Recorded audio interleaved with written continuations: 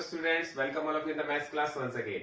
आज हम स्टार्ट करेंगे एक्सरसाइज 10.3 बट 10.3 एक्सरसाइज स्टार्ट करने से पहले आज हम उसका इंट्रोडक्शन को बहुत अच्छी तरह से क्लियर करेंगे और जब वो इंट्रोडक्शन क्लियर हो जाएगा उसके बाद एक्सरसाइज 10.3 स्टार्ट करेंगे। तो देखते हैं इसमें हम क्या क्या टॉपिक्स को इंक्लूड करने जा रहे हैं। इसमें टॉपिक्स बहुत सारे हैं, बहुत ही ध्यान से आपको ये वीडियो को देखना है और ये बहुत ही इंपॉर्टेंट एक्सरसाइज भी है इस चैप्टर की। सबसे पहले देखते हैं पॉलीगन्स क्या होते हैं। पॉलीगन्स हम सबने पढ़ा हुआ है, पहले भी हमने पॉलीगन्स को बहुत बार पढ़ा हुआ है। हम जानते हैं जैसे कि स्क्वायर है, ट्राइंगल है, ये सब पॉलीगन्स ही होते हैं। तो इसकी डेफिनेशन के बारे में देख लेते हैं। डेफिनेशन होती क्या है, बहुत ही simple definition. A closed figure which is made up of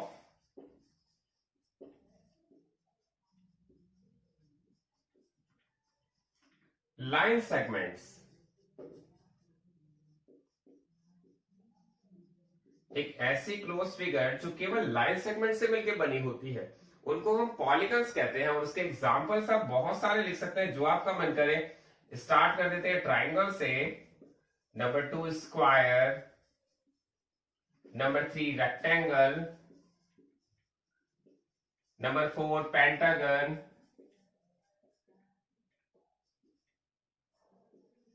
और बहुत सारे एग्जांपल हो सकते हैं। हेक्सागन लिख सकते हैं आप, उसमें ऑक्टागन लिख सकते हैं, डेकागन लिख सकते हैं, बहुत सारे एग्जांपल लिख सकते हैं। उनकी शेप भी बना सकते हैं। सब जानते हैं ट्राइंगल की शेप इस टाइप की होती है, स्क्वायर किस टाइप का होता है, ये सब आपको पता है। जस्ट आपके रिवाइज करवा रहा हूं मैं।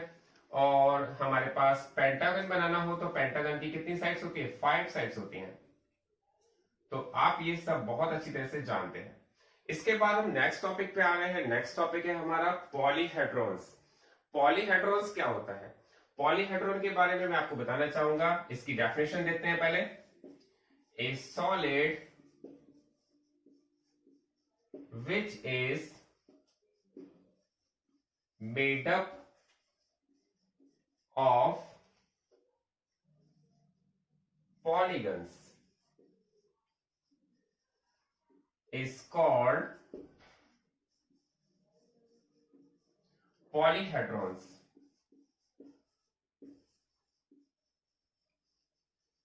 अब देखिए यहां पर मैंने आपको पॉलीगन्स की डेफिनेशन बताई, फिर मैं आपको बताने जा रहा हूं पॉलीहेड्रॉन्स क्या होते हैं। देखिए पॉलीहेड्रॉन्स वो होते हैं जो हम ऐसे सॉलिड होते हैं जो कि पॉलीगन से मिलके बनते हैं। अगर हम पॉलीगन से मिलके सॉलिड बना रहे हैं, जैसे सपोज मेरे पास बहुत सारे स्क्वायर्स हैं और मैं स्क्वायर को मिलाकर के बना दूं, तो मैं आपको एग्जांपल के लिए दिखाना चाहूंगा। जैसे कि ये हमारे पास है, ये क्या है, एक पॉलीहेड्रॉन्स है। और भी बहुत सारे एग्जांपल है मेरे पास दिखाने के लिए आपको। ये हमारे पास जो दूसरी शेप है ये क्या है, ये एक पॉलीहेड्रॉन्स है। लेकिन पॉलीहेड्रॉन्स 2 टाइप्स के होते हैं, उनके बारे में भी हम डिस्कस करते हैं। तो पॉलीहेड्रॉन्स 2 टाइप्स के होते हैं। नंबर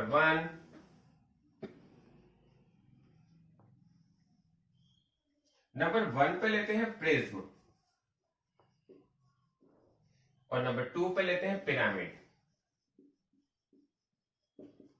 अब पिरामिड और प्रिज्म क्या होते हैं, देखिए पॉलीहेड्रॉन्स आपने समझ लिया कि जो हमारे पॉलीगन्स होते हैं उनसे मिलके सॉलिड बनते हैं, उनको हम पॉलीहेड्रॉन्स बोलते हैं। लेकिन उसमें भी 2 टाइप्स होते हैं, एक प्रिज्म होता है, एक पिरामिड होता है, उसमें भी डिफरेंस होता है। इनके एग्जाम्पल क्या हो सकते हैं, इनके एग्जाम्पल हो सकते हैं स्क्वायर प्रिज्म, और इसके एग्जाम्पल और भी बहुत सारे हो सकते हैं। फर्स्ट पार्ट में मैंने स्क्वायर प्रिज्म, फिर ट्रायंगुलर प्रिज्म,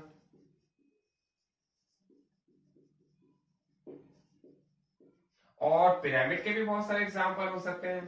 पिरामिड के एग्जाम्पल हो सकते हैं ट्रायंगुलर पिरामिड,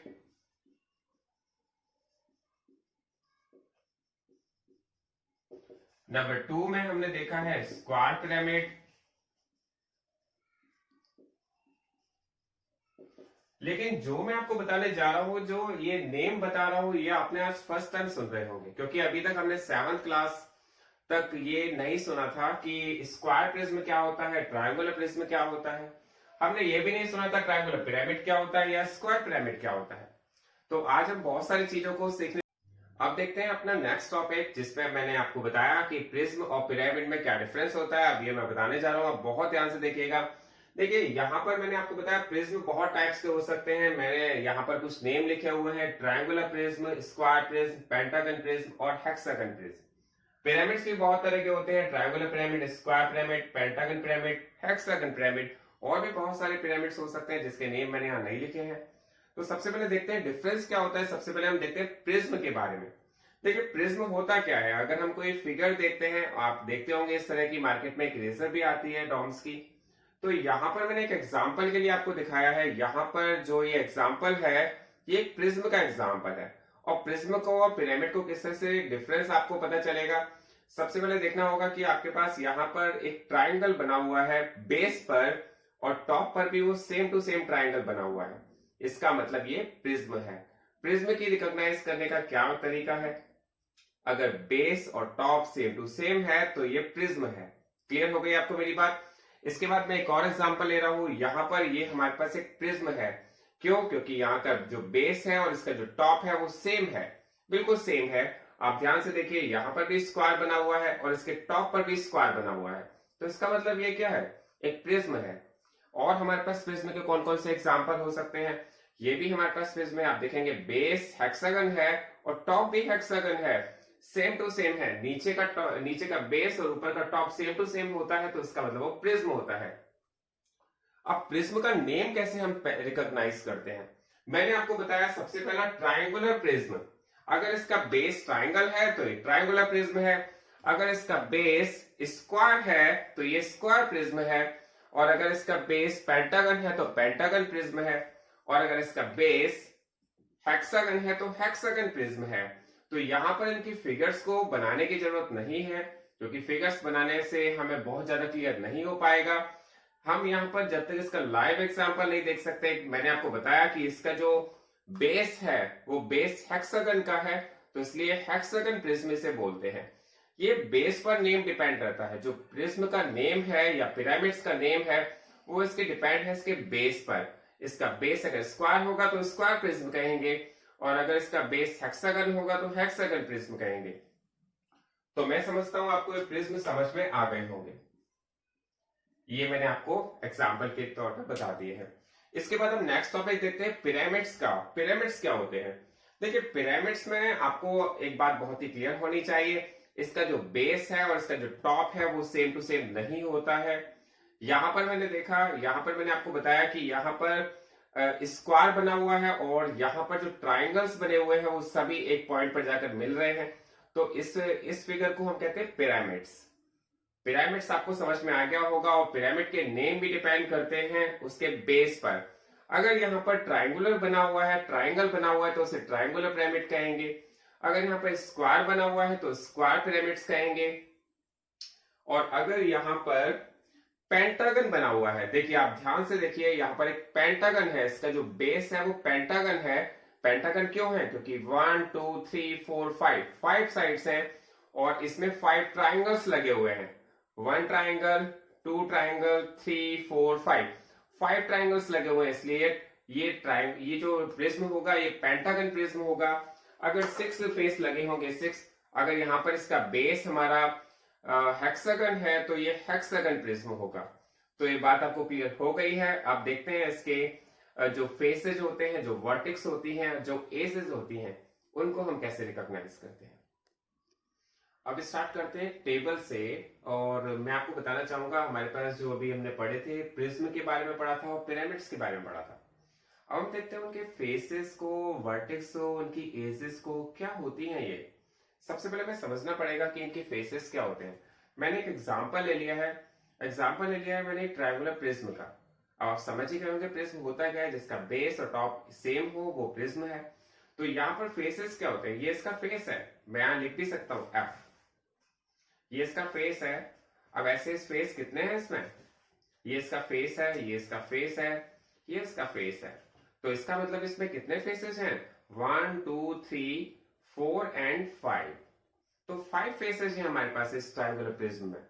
अच्छा, इसकी वर्टेक्स को देखते हैं। वर्टेक्स क्या होती है, वर्टेक्स होते हैं इसके कॉर्नर। देखिए 1 2 3 4 5 6 इसकी वर्टेक्स हैं। वर्टेक्स समझ ही गए होंगे आप। इसके बाद एजेस क्या होती है, एजेस होती है ये 1 एजेस, ये 1 2 3 4 5 6 7 8 9, ठीक है। ये हमारी एजेस होती है। ये क्वेश्चन आपसे पूछा जाता है एग्जाम में कि नंबर ऑफ साइड्स बताइए, नंबर ऑफ फेसेस बताइए, नंबर ऑफ वर्टेक्स बताइए और नंबर ऑफ एजेस बताइए, और उसको एक फॉर्मूले में रख करके चेक भी कीजिए क्या आपने जो हमें एजेस बताई हैं, जो वर्टेक्स बताई हैं, वो सही भी है या नहीं है। तो उसको चेक करने के लिए एक फॉर्मूला होता है, उसको हम कहते हैं यूलर्स फॉर्मूला। और यूलर्स फॉर्मूला भी मैंने यहाँ पे लिखा हुआ है F plus V is equal to E plus two. अगर ये दोनों आपके वैल्यूज इक्वल आ जाती है तो आपका इसका मतलब जो पॉलीगन है, जो पॉलीहेड्रॉन है, वो पॉसिबल है। अदरवाइज अगर ये डिफरेंट आ जाते हैं तो इसका मतलब पॉलीहेड्रॉन पॉसिबल नहीं है। तो चलिए स्टार्ट करते हैं, चेक करते हैं। सबसे पहले देखते हैं कि हमारे पास ट्राइंगुलर प्रिज्म में फेसेस कितने होते हैं। ठीक है, फेसेस को हम F से रिप्रेजेंट कर रहे हैं, वर्टेक्स को V से रिप्रेजेंट कर रहे हैं, एजेस को E से रिप्रेजेंट कर रहे हैं, और फिर इस फॉर्मूले में रख करके चेक कर रहे हैं कि क्या हमने जो फेसेस रखे हैं या वर्टेक्स रखे हैं या एजेस रखे हैं वो सही है या नहीं है। चलिए तो देखते हैं ट्रायंगुलर प्रिज्म में। तो ट्रायंगुलर प्रिज्म मैंने आपको एक एग्जांपल के लिए बताया है। हो सकता है जब आप एग्जाम दे रहे हो आपके सामने ये फिगर ना हो, लेकिन आपके माइंड में फिगर फिट हो जानी चाहिए। देखिए यहाँ पर हमारे पास ये जो फेसेस हैं इसके 1 2 3 4 5। अब देखिए ट्रायंगुलर का नाम सुन के आपको क्या लगता है? ट्रायंगुलर का नाम सुन के आपको लगता है यहाँ पर हमारे पास 3 साइड्स होती हैं। किसी भी ट्रायंगल में कितनी साइड्स होती हैं? 3 साइड्स होती हैं।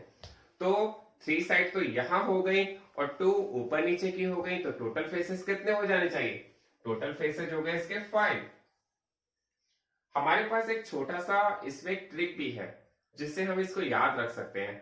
अगर हम ट्रायंगुलर प्रिज्म के फेसेस को देख रहे हैं तो उसमें n+2 का फॉर्मूला हम यूज कर सकते हैं। n+2 क्या है? n अगर हम ट्रायंगल की साइड ले लेते हैं, क्योंकि ट्रायंगल की साइड कितनी होती है? 3 साइड्स होती है, और 3 में 2 ऐड करेंगे तो हमारे पास आ जाता है 5। और अगर हम इसकी वर्टेक्स को देखते हैं तो वर्टेक्स कितनी होती है? 1 2 3 4 5 6 वर्टेक्स होती है। तो 6 वर्टेक्स होती है, उसमें भी एक छोटी सी ट्रिक लग जाती है। अगर ट्रायंगुलर में 3 साइड्स होती हैं तो उसमें 2n की ट्रिक लग रही है। 2n का मतलब जितनी साइड्स ट्रायंगल की हैं उसकी डबल। तो 3 2 जा कितना हो गया? 6। अभी हमने भी 6 ही फाइंड करी थी, मैंने आपको बताया था 1 2 3 4 5 6। क्लियर हो जाना चाहिए आपको। इसके बाद एजेस को देखते हैं। एजेस मैंने बताया ये एजेस होती हैं। जैसे हम इसकी एजेस को काउंट करेंगे तो 1 2 3 4 5 6 7 8 9, इसकी 9 एजेस हैं। तो 9 एजेस, इसकी कोई ट्रिक है? इसकी ट्रिक है 3n। ये केवल ट्रिक जो मैंने आपको बताई है n+2 2n और 3n, ये ट्रिक केवल प्रिज्म के लिए है। पिरामिड के लिए अलग ट्रिक होती है। तो इसी तरह से अगर हम देखें स्क्वायर प्रिज्म में, अगर हम थोड़ा माइंड में इन फिगर्स को अपनी एक बैठा लें कि इस तरह की हमारी फिगर होती है तो हमें समझ में आ जाना चाहिए। अगर हम इस स्क्वायर प्रिज्म के बारे में देख रहे हैं, स्क्वायर प्रिज्म मेरे पास है, यहाँ पर स्क्वायर प्रिज्म मेरे पास है, लेकिन हम प्रिज्म को इसको बिना देखे बताना चाहें तो कैसे बता सकते हैं? हम बता सकते हैं एक तो बेस होगा और टॉप होगा, तो मतलब 2 तो बेस हो गए, और स्क्वायर की कितनी साइड होती है? 1 2 3 4 साइड्स होती है, मतलब 4 और 2 6 फेसेस हो जाएंगे। और अगर हम देखेंगे ट्रिक से तो भी हम बता सकते हैं, क्योंकि स्क्वायर में कितनी साइड्स होती है? 4 में आप 2 ऐड कर देते हैं तो 6 आ जाता है। और अगर हम इसके वर्टेक्स को देखेंगे तो 4 का मल्टीप्लाई 2 से कर देते हैं तो 8 आ जाता है, और 4 का मल्टीप्लाई 3 से करते हैं तो इसकी एजेज आ जाएंगी 12। क्लियर हो जाना चाहिए आपको। इसके बाद पेंटागन प्रिज्म को देखते हैं। पेंटागन प्रिज्म में क्या होता है? अब पेंटागन प्रिज्म की फिगर हमारे पास अवेलेबल नहीं है, तो पेंटागन प्रिज्म में जो बेस होगा, एक टॉप होगा, 2 तो ये हो गए, और 5 उसके साइड्स में लगे होंगे जो रेक्टेंगल्स हैं। तो टोटल साइड्स कितनी, टोटल फेसेस कितने हो गए इसके? 7। इसके टोटल वर्टेक्स कितने हो जाते हैं? टोटल वर्टेक्स हो जाते हैं 10। और इसकी टोटल एजेस कितनी हो जाएंगी? टोटल एजेस हो जाएंगी 5 3 जा 15। इसके बाद हेक्सागन प्रिज्म में देखते हैं। हेक्सागन प्रिज्म मेरे पास अवेलेबल है। हेक्सागन प्रिज्म में कितनी फेसेस होंगे? तो हेक्सागन प्रिज्म में जो फेसेस होंगे, हेक्सागन में साइड्स होती हैं 6 में आप 2 ऐड कर दीजिए, कितना हो जाएगा? 8।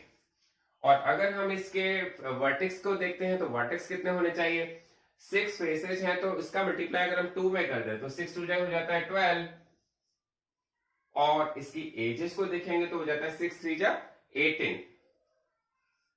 तो आप इसको काउंट करके भी देख सकते हैं क्योंकि फिगर मेरे पास अवेलेबल है।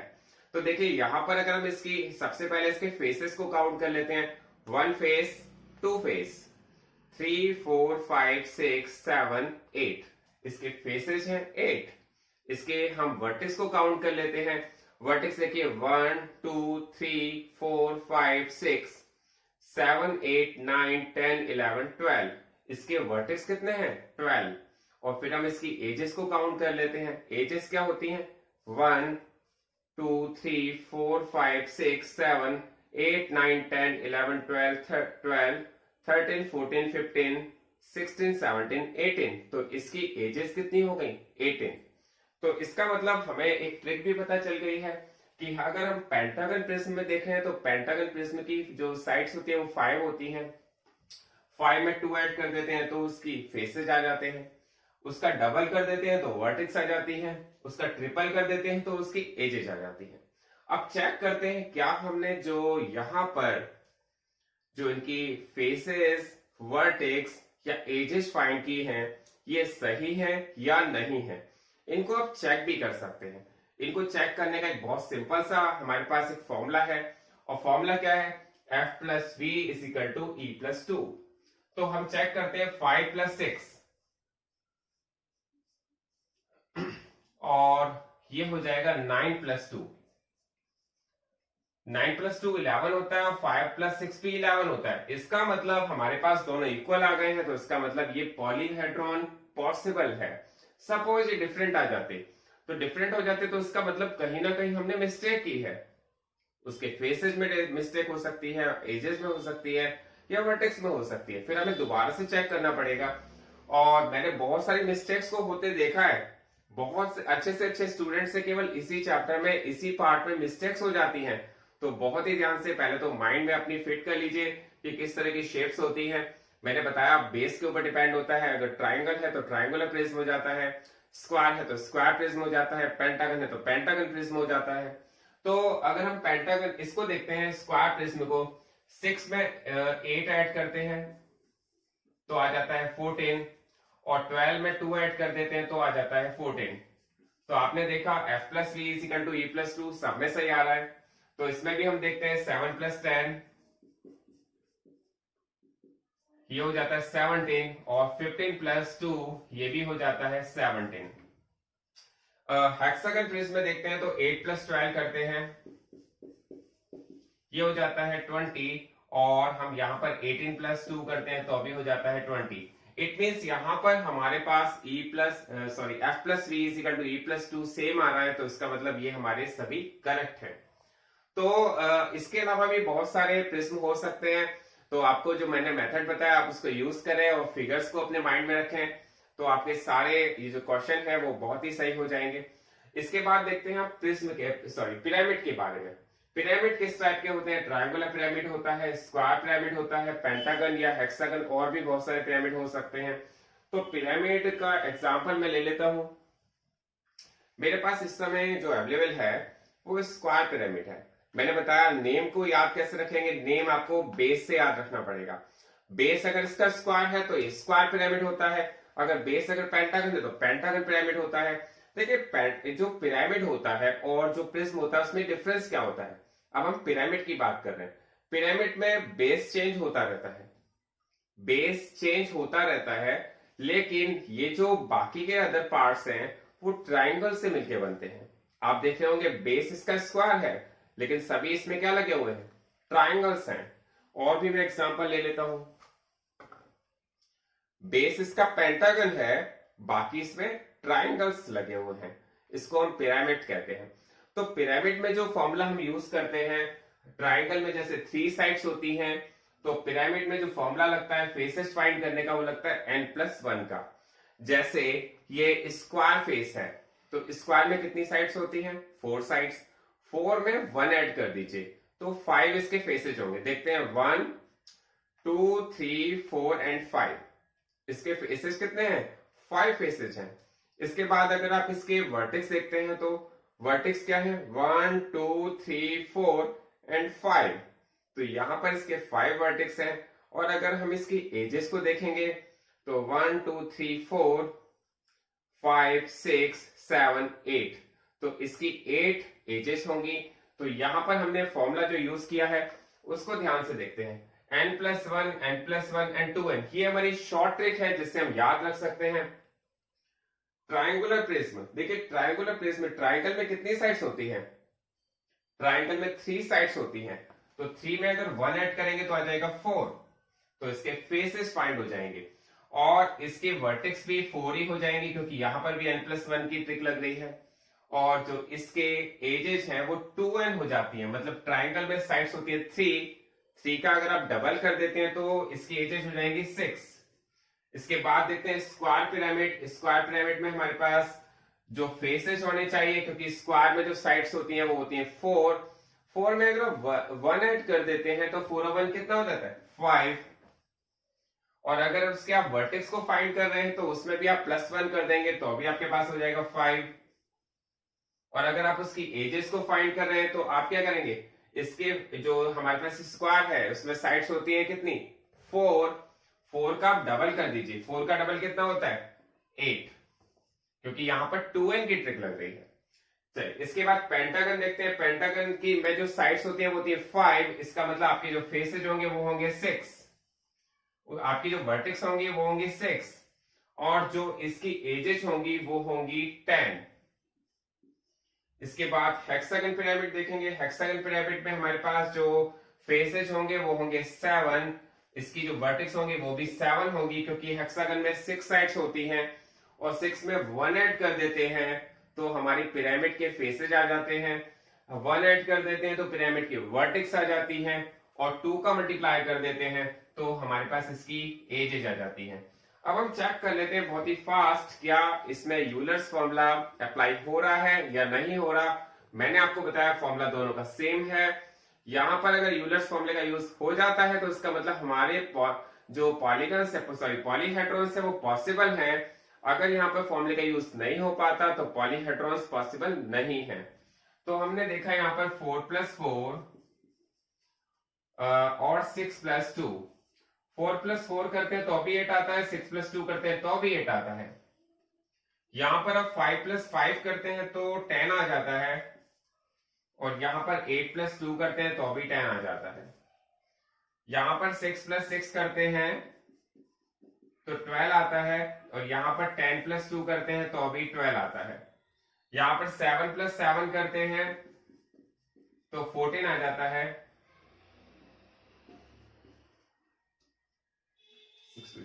सॉरी इसको करेक्ट करिएगा, क्योंकि यहां पर हेक्सागन की जो साइड्स होती है वो 6 होती हैं, तो 6 का डबल होता है 12, तो यहां पे 12 आना था, और यहां पे आप करेंगे 12+2 = 14।